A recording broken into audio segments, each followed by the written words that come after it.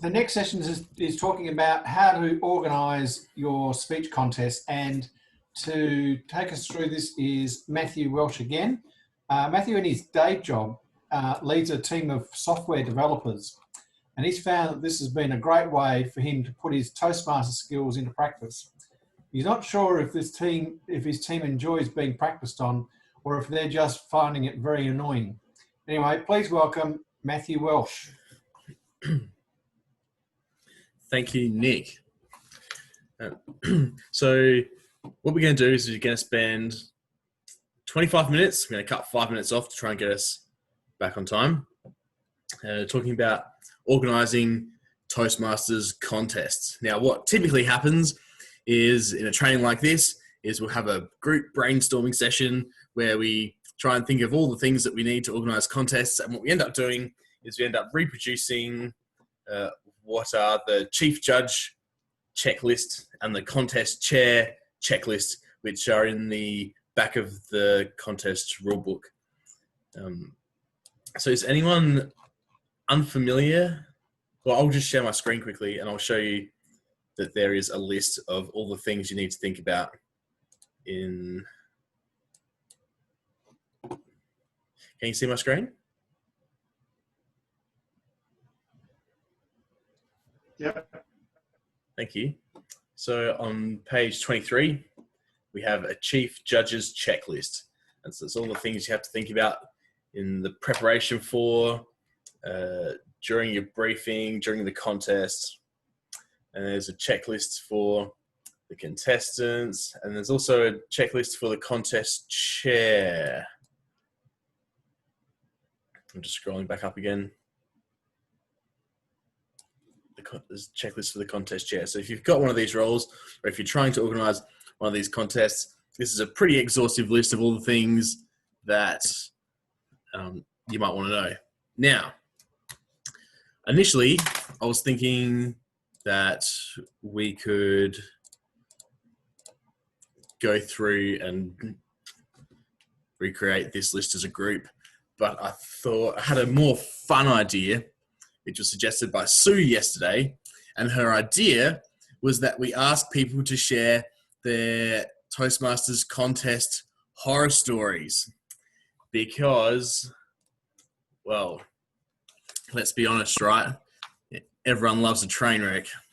So what I'm thinking is that in the chat, let us know if you have a story about a Toastmasters contest where something has gone really wrong.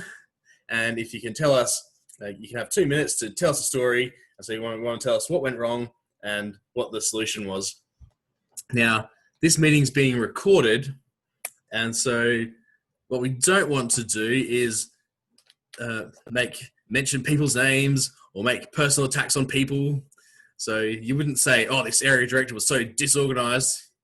You would say, oh, I got to this contest and there was no judges or something. And so what I'm wondering is, does anybody have any Toastmasters contest horror stories that they'd like to share? I've got one. Peter Copland's just raised his hand. I'll go first and then I'll get Peter. So about a year ago, I went to this club contest. And the reason I went to this contest was because during the day, someone messaged me and said, hey, can you do me a solid and be the chief judge for this contest? And I was like, oh, okay, I don't have much paperwork with me in my car, but I'll see what I can do. And they were supposed to have printed everything and had everything ready to go so I could just walk in and be the chief judge. I walked in and nothing had been done to organise this contest, pretty much. No one had any paperwork. There was, they'd had a confusion about the test speaker, so no test speaker rocked up. And what ended up happening was I went to my car, got all the paperwork I could find, gave everyone a heap of paperwork. Luckily, it was at university, so they managed to print off all the paperwork they needed for the contest. And then because we had no test speaker, I said, hang on, just give me 5 minutes and I'll write a speech. And so I quickly wrote a speech and delivered it for the evaluation contest. And everything eventually worked out, but it was kind of a disaster, sort of a lot of things that people didn't think of in the preparation for that.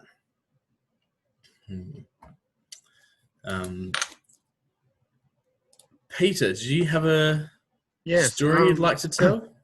Yes, and now this concerns two competitions with the same problem. Now one was a district and the other one was an area. And what had happened is they'd booked the nice room and had a nice view. The only trouble was they couldn't block out the view, so the light kind of made the contestant not viewable. So if you were a judge, you had an awful time. I've seen that happen twice. So with a competition, make sure that your contestants can be seen and by the judges. Otherwise, it makes life difficult. That's a good one, Peter. Thank you. That's an excellent example. I suppose the purpose of doing this is if we were to do this the normal way and just go through the list of things you have to remember, and someone says, "Oh, you got to make sure the speaking area is suitable," and everyone goes, "Oh yeah, got to make sure the speaking area is suitable." But then if someone tells a story about a terrible speaking area like what Peter just gave us, then that's something that we can all remember and we sort of internalize how important those things are more easily. Is anybody else? Hi, Matthew. I've got a couple. Derek. Okay, Derek, go. One that came up, a real classic, was at the district level. It was here in Adelaide at the Grand. I was actually on the committee for organising that. And we realised just the night before, in the printing of the programme, some dork, we don't know who it was even, had put in the name of the speaker for the evaluation contest, the guest speaker, and we had to do a mad chase around and managed to actually get another test speaker. So that was and it actually worked out very well. The other one that I had, and that's much more recent, and I know the person is here, was one of the judges, one of the chief judges, I think, at the time, with their fly undone. Classic. Thank you, Derek. I'm looking at the chat. They'll know who they are. Looking at the chat, we've got Liz Alcock says yes to having a story. Is that right, Liz? No, Matt, I was responding to another person's made a comment. It sounds like a good table topic. Oh, cool. And I've responded yes, and it would be. Thank you, Liz. No, Lakshini, oh yeah. Oh, I just haven't got any horror stories to tell, I'm afraid. That's all right. Lakshini, you have a story.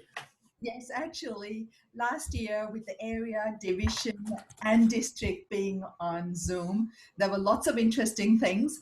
And one of them was that during the evaluation, the note-taking time, a kid appeared and the dad, who was a contestant, couldn't get rid of her. And he probably was so flustered, all he had to do was just to mute himself. But the rest of us had to just, kind of hear the whole interaction during the note-taking time. So lots of things happened. One was at the division contest, which we had at the division director's home, but we were trying to distance and there were all these rules in place, but in the heat of the contest, everyone forgot. And we were kind of hugging and then pushing people away, and it was interesting and a bit chaotic. So Zoom at club level, we haven't done. And breakout rooms and all that, our members sometimes find it hard to, because of their internet connections, just to stay connected. So I cannot imagine what a club contest on Zoom would be like. Thank you, Lakshini. Sue, you shared a story with me yesterday. Oh, she's still in the room? Oh, she's left. She's gone. That's okay. Sue told me a story of a division contest that happened once where the timers weren't properly briefed, and then they accidentally started timing the evaluation contest as if it was a table topics contest, and they had to stop everything and then restart the contest. Matt, Yes. there's also the problem of your test speakers, and you've got to be careful because there's two examples. One is a district one that was held over in Melbourne a couple of years back. The poor speaker was a raw speaker, and the evaluators had to evaluate it. And the poor speaker, I don't know whether it ever came back. The other thing is, don't have too advanced speaker, because there was a time when that's what we had down at a certain club, a very advanced speaker, and he gave nothing for the evaluators to say. You cannot really run a competition like that. Yeah, so I suppose the skill of the speaker should match the level of the contest. I know I've often seen it done. What normally works really well at the club level is to find like a brand new Toastmaster from another club who no one knows, and that's usually appropriate for club level. But for the district level, you probably want someone who's quite experienced, I suppose. I'm just checking the chat again. Does anyone have, perhaps if we've run out of things that have gone badly, does anyone have any stories of perhaps things that have gone exceptionally well?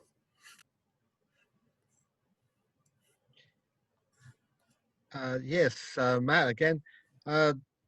Now this one I will mention. This is the Swan song, and it was an evaluation competition. The speaker was very experienced, but she was just the right level, so the evaluators could pick out stuff that she could improve on. And that was one of the best evaluation contests I've ever seen. It really is. Yeah. Oh, nice. That's good. I can think of something else that I've seen go wrong with the test speaker. Sometimes I've seen when you get a Toastmaster who's really enthusiastic, and they put their name out and they say, "Hey, everyone, let me know if you need a test speaker, and I'll be your test speaker." And then I started going to contests, and this person had been a test speaker delivering the same speech at about 4 or 5 different contests, and some of the contestants were people who have like seen this person speak and do this exact same speech before at other contests and other levels of the contest, which well, not ideal. Ideally, it's supposed to be someone who no one knows and isn't familiar with. Man, I've got a story. Go for it. The best contest that I've ever had was a day of all 4 speech contests on the same day at Parliament House in Adelaide. And it was just really special having the contest there all day in the venue. And I was one of the judges, and it made it all more meaningful. And it was really a great venue to have the contest. It would be really good to do that again. It was really. Oh, wow. Thank you, Rebecca. Yeah, it's nice. Yeah, it's always nice to do a Toastmasters event in a really nice venue. Yes. You'd never get that venue again with today's security. Yeah.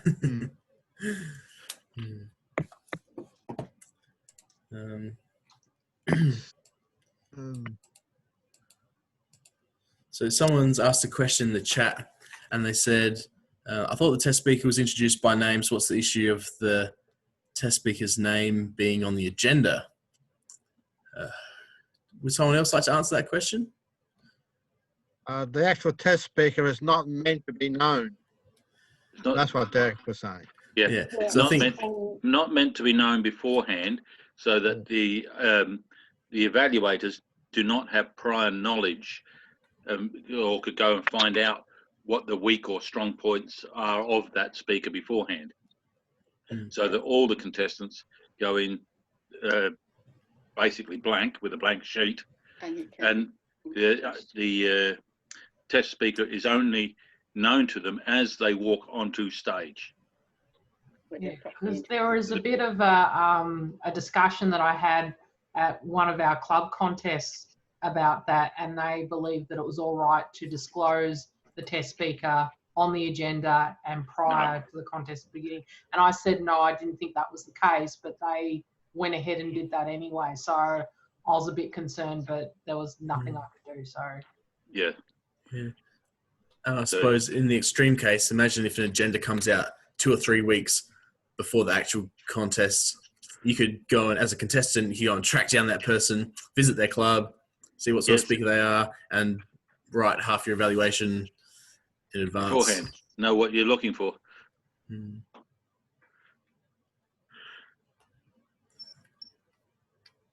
Cool.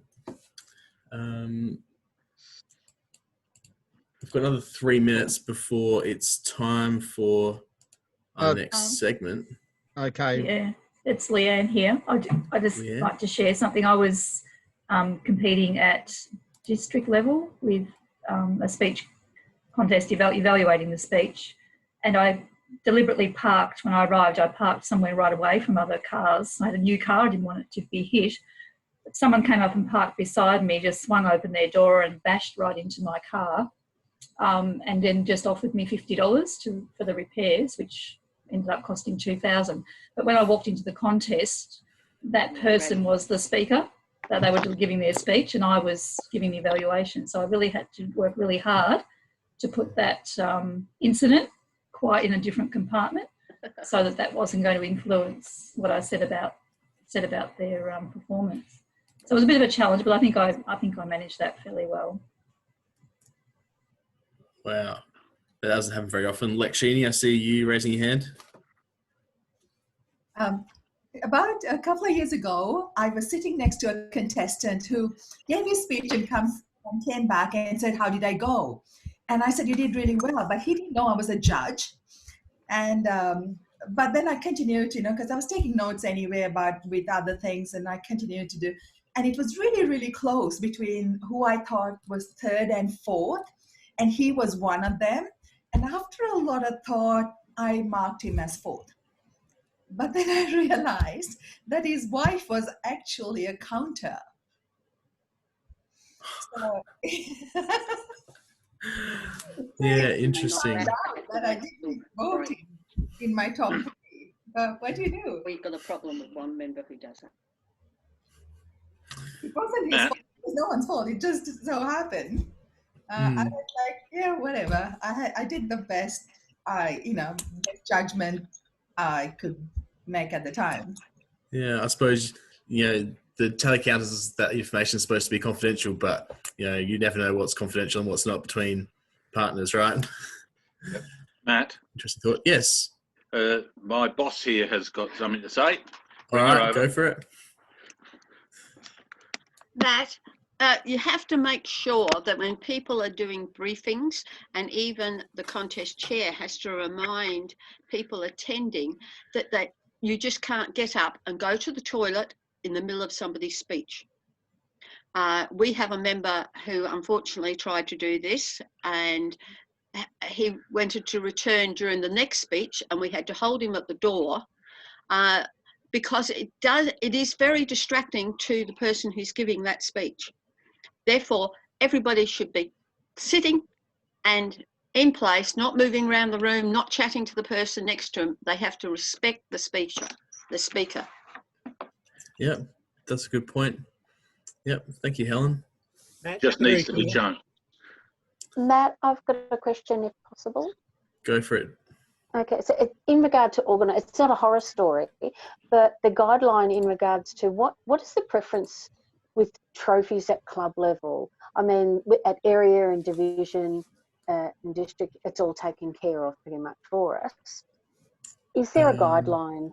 And there's also a section in there. I couldn't find it in the rule book. How it's actually on the trophies as well. There's a requirement, isn't there? So I think Sue entered the room again just before. Is she still here to answer that question? Yeah. You there, Sue? No. Yeah, I'm here. I got kicked out. The power went out here. Cool. Did you hear the question? So the question was in regard to what are the requirements at club level for trophies? Correct. And there's printing on them as well, isn't it? There's a requirement. Yes, yeah. So if you go to the Toastmasters International website, there is a guide as to exactly what the trophies are. If you are purchasing trophies, they need to be purchased from the district supplier. I can put the link, I'll get it from another presentation, and I'll put the link up shortly in the chat box for everyone. So the only legal supplier in Australia is in Queensland, and they supply the trophies. And alternatively, you can put a request into Toastmasters International and ask that you utilise a local supplier due to COVID or whatever you want to say at the moment, because of postage or because of anything else. But if you do use a local supplier, you have to supply a photo to Toastmasters International branding, and they need to approve the trophy. If you order trophies through the supplier that is in Queensland, they will only supply trophies that are approved from Toastmasters International. So if you do choose to do something locally without the district knowing, that's fine. But if it's found out that you are breaching brand guidelines, you will be in trouble through Toastmasters International. So I'm not sure how they will police it, but if you take photos and have your proof on your screen that you have not stuck with branding compliance, then you'll be in trouble. So with the area contest this year, we could not get the trophies in time from Toastmasters International.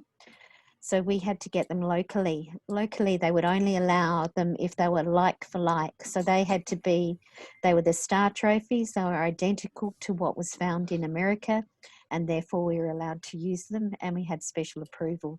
So they want approval each time sought when you're purchasing things that are not compliant. And if you're purchasing local through the district supplier, which I will add up in the chat box, then and you say that it's for a Toastmasters event, they will make sure that they supply something suitable for you.